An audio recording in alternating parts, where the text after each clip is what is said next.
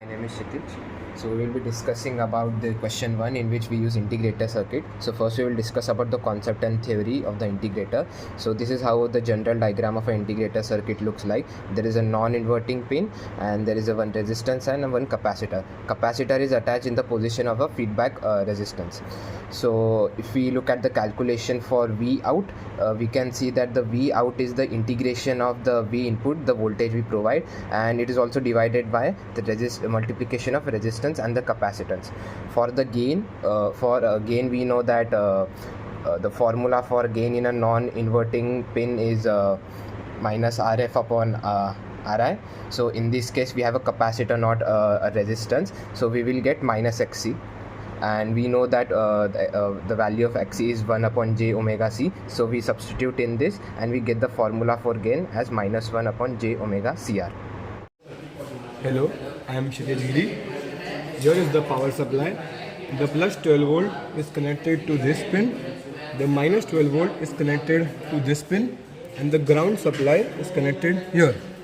And I have given the plus 12 volt supply at the 7th pin of the op amp and the minus 12 volt supply to the 4th pin of the op amp. And now in the op amp, as you can see, at the inverting input at the 2nd pin, I have given the V in, and the V out is at the 6th pin, as you can see here. And we have connected a resistor at the V in, which is in series with the input voltage. And now we have connected also a capacitor which goes from pin 2 to pin 6.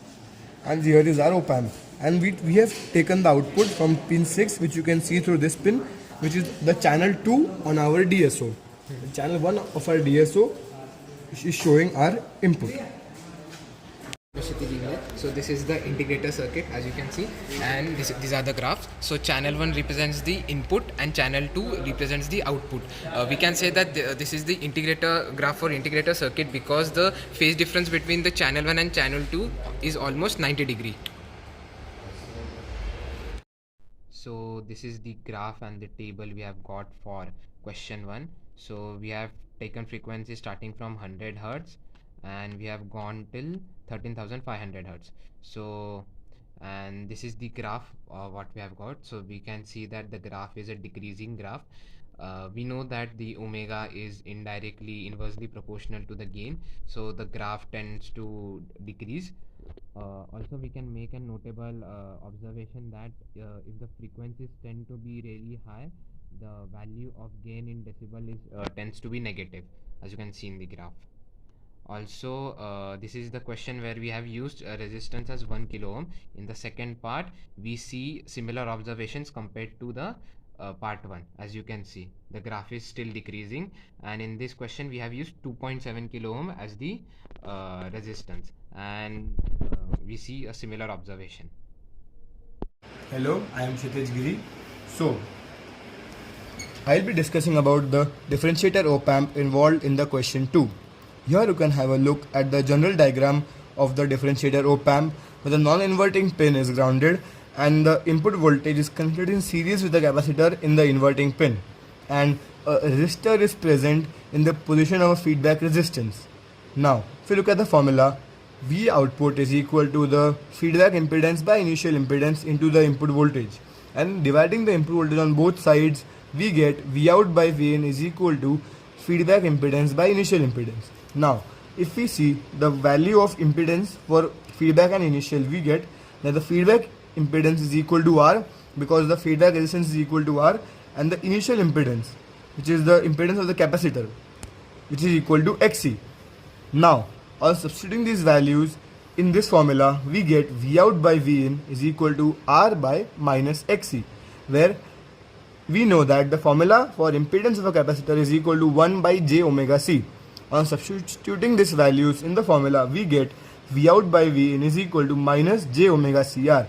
This leads us to the final expression for the gain of differentiator op amp, which is equal to minus j omega cr. Hence the gain is equal to minus j omega cr. Thank you. Hi, I am Kshitij Giri. So here is a power supply. It is the plus 12 volt at this pin and the minus 12 volt is at this pin, and we have the ground connected here. And now here is our op amp. In the op amp in the inverting input at the second pin, we have connected a capacitor which is in series with the input voltage, which you can see in the this is a signal generator, and then we have a resistor connected from the second pin to the sixth pin, which is the output pin, and the output we have taken through this pin, which is on the DSO at the channel 2. And now you can see that the plus 12 volt of the op amp is connected to plus 12 volt and minus 12 volt is connected to minus 12 volt, and as in the circuit the non-inverting input is connected to ground, which completes our circuit. And so you can see the results. So this is the differentiator circuit, and this is the so we apply a sine wave to the differentiator circuit and we get an output like this, which is a cos wave. We can check this as if we see the if we see the minimum point 0 in this sine wave, we can see a maximum value at the cos wave, which checks that, that the output is a cos wave. Now we apply square wave as an input. So if there is a flat wave, a flat line in the input, as you can see there in output there will be a line which has a slope 0, as you can see, and when there is a vertical line in the input, there will be an infinite slope in the output. So it implies that it's a output for a differential circuit. Hello, I'm Vinod Kumar Reddy. Today, I'm going to explain about observation that we took on lab. The experiment we did previously was about differentiator circuit. We took the, as you can see here, we took the value of V input as 1, and for all the readings, the input is almost the same. And we found out the V out from different ranges. We calculated gain in dB by the formula 20 log V0 by Vi. And we took readings of output of frequency ranging from 100 kilohertz to 10,000 kilohertz.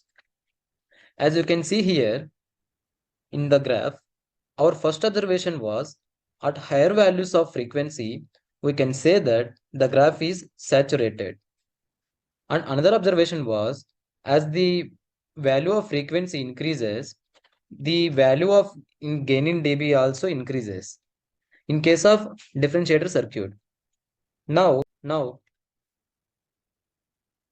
if we see when the resistance is more, R resistance is equal to 2.7 kilo ohm, the gain dB is also more at the same frequencies. As we can see, the frequencies for the R is equal to 1 kilo ohm and R is equal to 2 kilo ohm is almost same. Hence, when we see the graph of R is equal to 2.7 kilo ohm is increasing at higher than that of R is equal to 1 kilo ohm. As you see, at the lower values of frequencies, the graph is distorted. Thank you. Hello, I'm Vinod Kumar Reddy. Today I'm going to explain about op amp, and this is the 12 volts DC power supply, and we have connected two inputs. We have two inputs, which is called 1 kilohertz 1 volt peak to peak in channel 1, and in channel 2 we have 3 kilohertz 0.5 volt peak to peak, and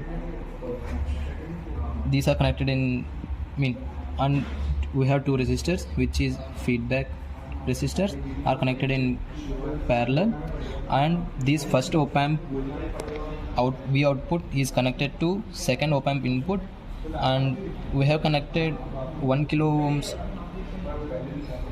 feedback resistor to second op amp, and this is the V output of the second op amp, and these two pins are connected to ground.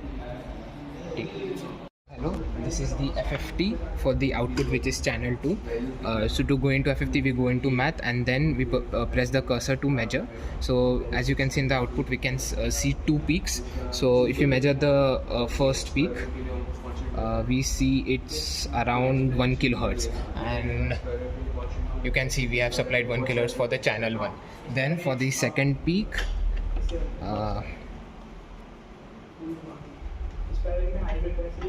you can see it's close to around 3 kilohertz, and it's similar to the frequency we have provided in the channel 2.